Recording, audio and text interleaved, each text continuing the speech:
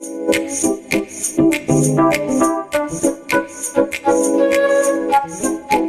es papá, está viviendo esa apatía o esos miedos en sus hijos, entonces siga con nosotros, con la doctora Diana, que hoy nos acompaña en el programa para hablar precisamente de este tema. Y nos habíamos quedado en hablar de nuestro papel como papás y cómo deberíamos encarar y manejar y afrontar esta situación, doctora.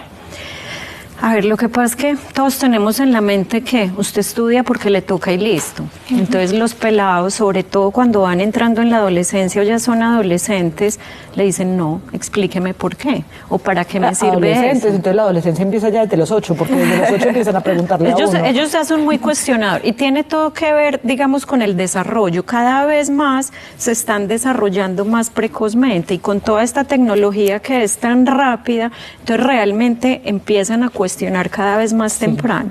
Pero el adolescente por naturaleza es el que más cuestiona todo el tiempo. Entonces, si usted no le indica el para qué le va a servir o no lo motiva, entonces el pelado se va a frustrar y no va a quererlo hacer. Entonces, cuando usted logra motivar al pelado y logra transmitirle que hacer un esfuerzo no tiene que significar aburrimiento o pérdida de cosas que le gustaban, sino todo lo contrario, que si usted se esfuerza, invierte un tiempo, va a poder aprender algo maravilloso o que le va a servir. Por eso, digamos, gran parte de la motivación para estudiar viene de que los padres lo motiven todo el tiempo, que sean lectores, que les expliquen las cosas con ejemplos, igual los profesores, que los profes, pues desafortunadamente nos ha pasado también con el tedio de la pandemia, se limitan a dar clases magistrales y ya.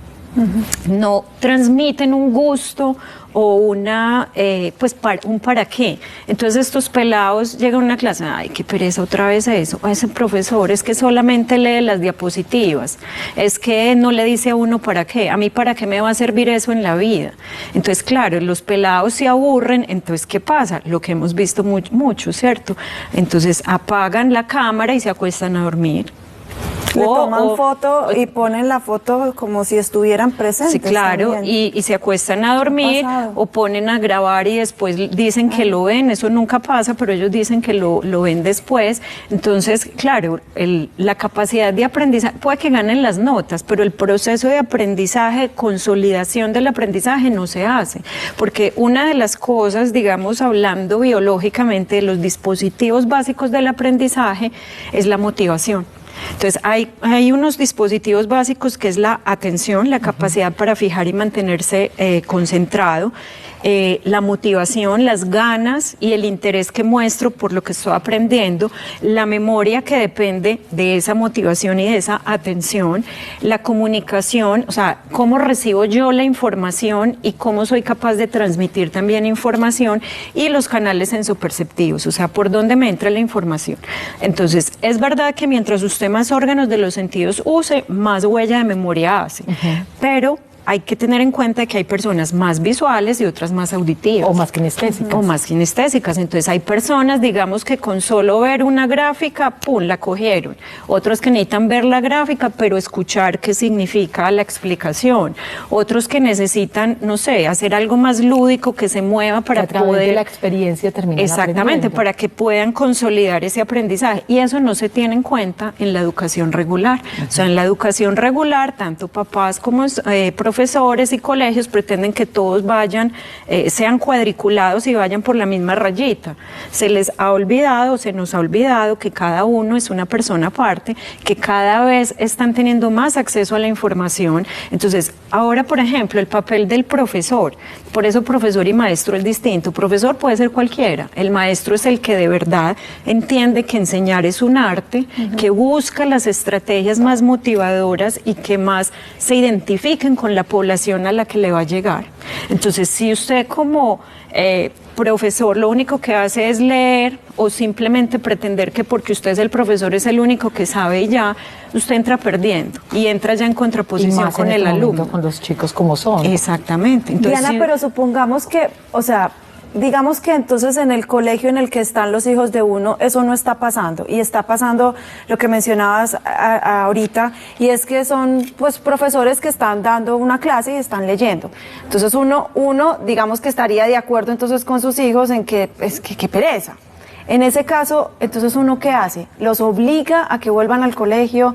O sea, porque una cosa es motivar y otra es ya como, bueno, es que de verdad usted no se debería quedar acá porque pues está perdiendo una capacidad de habilidades y de capacidades que puede adquirir en el colegio. ¿Cuál sería ahí como la recomendación? Digamos que todo hay que verlo, o sea, todo caso se debe analizar individualmente, por lo que les decía ahora, hay muchas cosas que influyen en esa motivación para el aprendizaje o en ese deseo de regresar o no.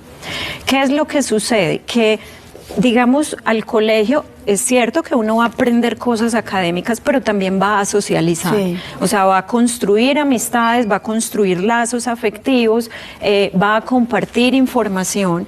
Entonces, digamos que si el pelado no quiere ir por la parte académica, entonces hay que sentarse a ver qué es lo que está pasando.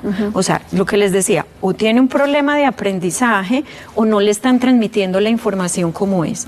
Si digamos, es en cuanto al pelado, pues hay que hacer las evaluaciones y las intervenciones oportunas para poder mejorar ese proceso.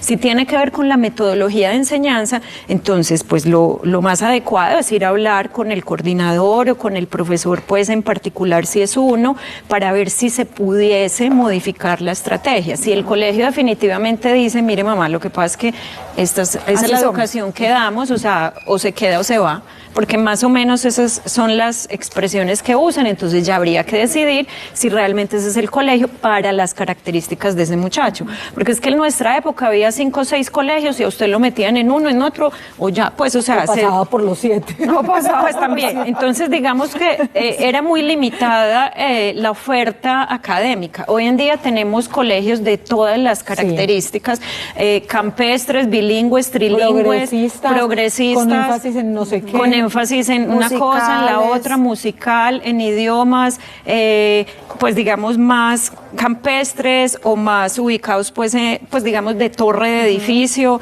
en fin, o sea, tenemos todas las características de grupos grandes, de grupos pequeños, etcétera, etcétera, religiosos, no religiosos, en fin. Entonces ya digamos que como papás habría que entrar a analizar si esa metodología de ese colegio realmente le conviene al estudiante o no. ¿Sí? Esa es una de las cosas. Ahora, lo otro, digamos, es con el muchacho.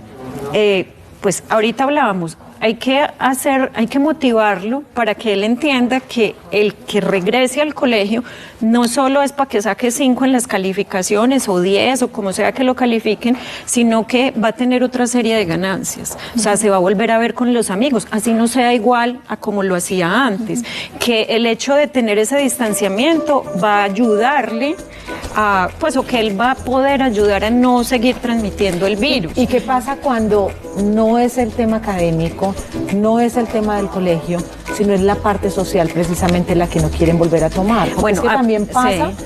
Y se ve con el bullying y con todo que dicen, no, es que mira, el colegio me va bien, es que yo no tengo problema con los profesores, a mí la parte académica me gusta, mis compañeros. Son mis compañeros. Sí, entonces por eso es que les decía cada caso individual, porque si el pelado se siente, digamos que lo están criticando, desvalorizando o haciéndole bullying, porque, a ver, bullying es de los pares, sí, pero los profesores también a veces, sin saber, hacen comentarios que terminan generando un gran malestar afectivo y un rechazo al colegio, o haciendo que, digamos, los síntomas de ansiedad social se crezcan y digan, no, yo no quiero volver.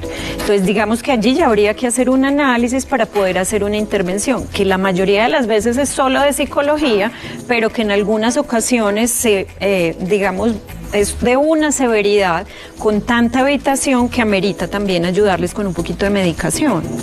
Entonces todo debe ser consultar, o sea, sí. Más en esta época donde las enfermedades o los males de pronto de salud mental no han sido atendidos a tiempo y están generando muchas dificultades también en nuestros niños y jóvenes. Es que yo pienso que el común de la gente cree que cuando uno habla de salud mental habla del paciente bipolar o esquizofrénico de hospital mental. Sí, digamos que los trastornos mentales es un espectro muy grande que va desde depresión, problemas de aprendizaje, déficit de atención, ansiedad de varios tipos porque tiene pues una clasificación.